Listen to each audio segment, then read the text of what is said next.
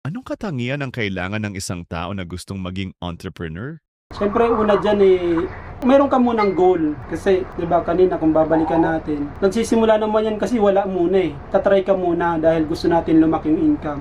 Pero, kung tatanungin yung katangian ng isang entrepreneur, dapat siguro, hindi mo lang iisipin yung sarili mo. Kasi kung sarili mo lang yung iisipin, siyempre, maliit lang yan.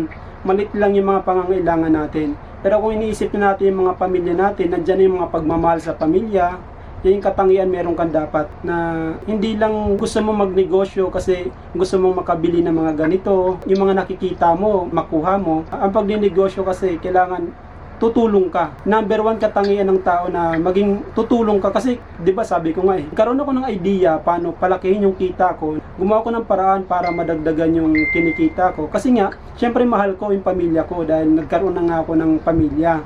Meron na akong anak na papalakihin, hindi na yung sarili ko iniisip ko.